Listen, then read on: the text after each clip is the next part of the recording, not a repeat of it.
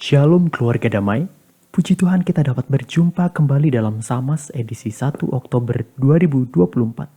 Sebelum kita bersama merenungkan firman Tuhan, mari kita berdoa. Ya Tuhan, kami berterima kasih untuk hidup yang Tuhan berikan hari ini.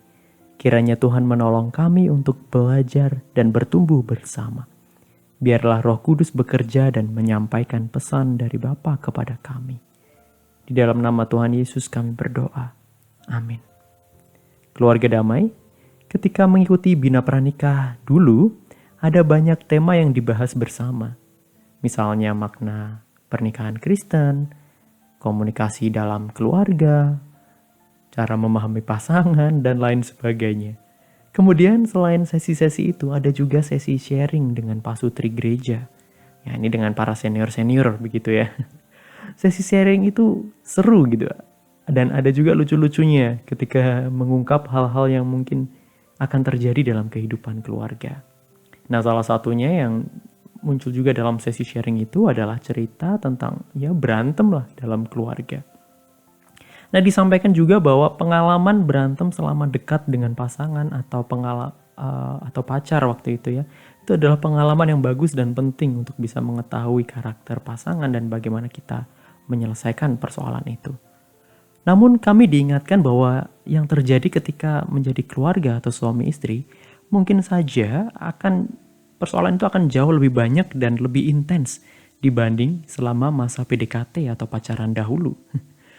Nah, setelah menikah, barulah akan muncul hal-hal baru ditemukan dan muncul ke permukaan. Nah, persoalan hadir saat realita hidup bersama tadi ternyata tidak sesuai dengan ekspektasi yang diharapkan sebelumnya. Membayangkan pasangan akan begini dan begitu setelah tinggal berdua nanti, ternyata kok nggak begini dan nggak begitu ya. Yang satu inginnya kok begini, sedangkan aku pengennya tuh begitu gitu. Yang satu merasa diri benar dan yang satunya bilang, oh itu salah gitu. Dan benarlah juga ketika sesi sharing dulu dibilang bahwa persoalan yang sebenarnya sepele pada akhirnya bisa menjadi sebuah masalah yang serius juga gitu. Atau setidaknya serius ketika kami mungkin suami istri menyikapinya gitu. Nah, apalagi kalau sudah sama-sama merasa diri benar. Kalau udah sama-sama merasa diri benar, berdebat gitu, lalu nada suara mulai meninggi dan mengeras, kemudian rasanya kayak tampil lebih ganas begitu ya, sampai akhirnya modus senyap pun diaktifkan. Modus senyap ini berarti kayak diem-dieman begitu ya, bertatapan itu ogah gitu, buang muka lah sana sini gitu ya. Satu diam di sudut sana dan satu di sudut sini gitu. Umpama ring tinju, nah ini kalau ketemu malah berantem gitu ya. Ini satu di sana, satu di sini gitu. Jadi cari tempat nyaman masing-masing.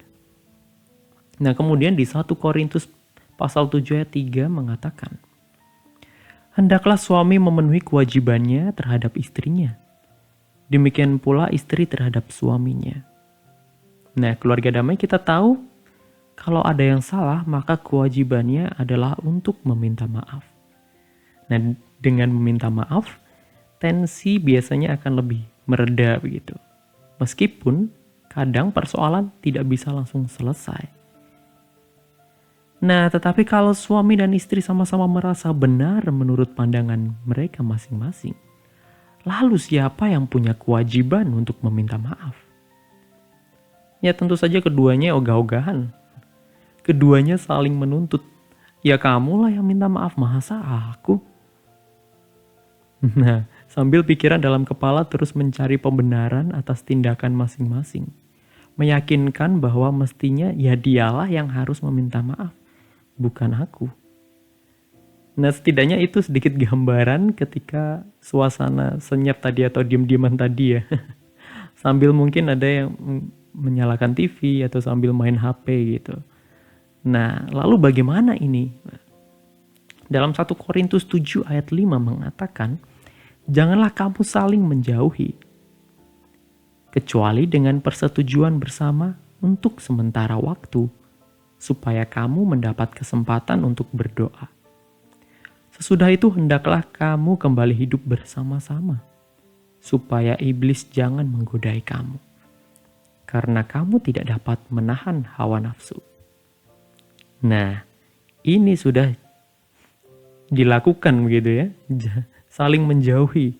Hanya saja biasanya tanpa persetujuan gitu. Kayak otomatis saja.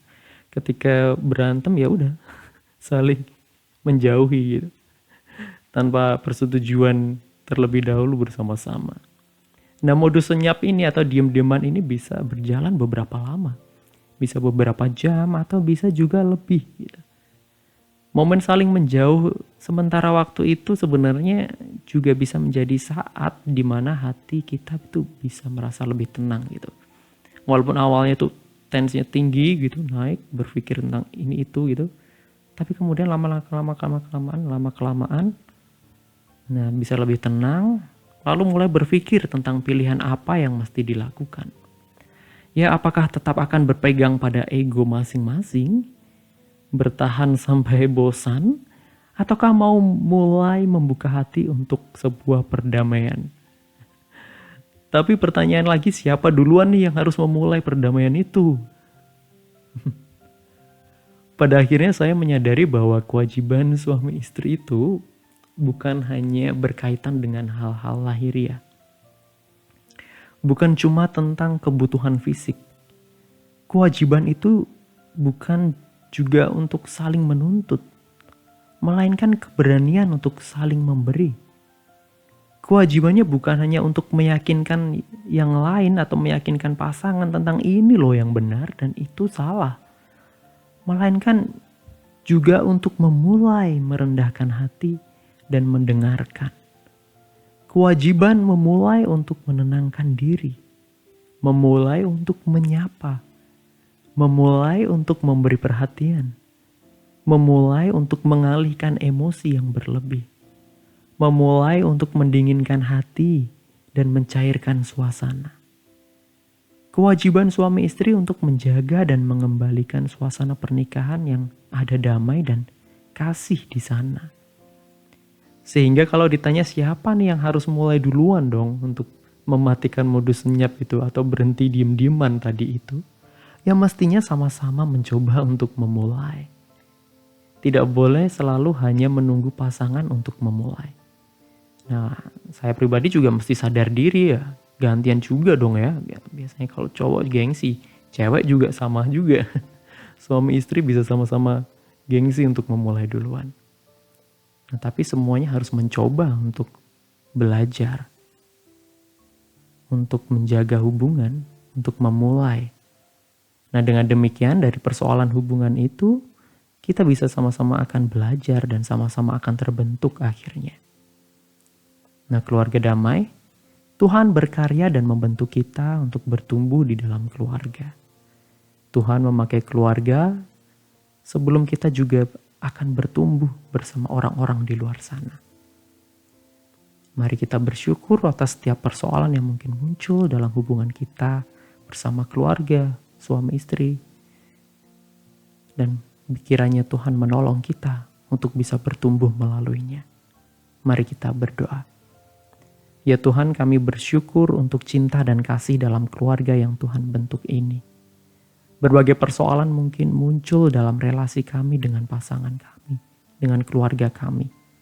Tuhan kiranya tolong kami untuk menjadi bijaksana, sehingga kami bersama-sama bisa belajar dan bertumbuh bersama ketika kami melaluinya. Terima kasih ya Tuhan. Di dalam nama Tuhan Yesus kami berdoa. Amin. Keluarga damai, demikian sama kita hari ini. Selamat bertumbuh bersama keluarga. Tuhan memberkati.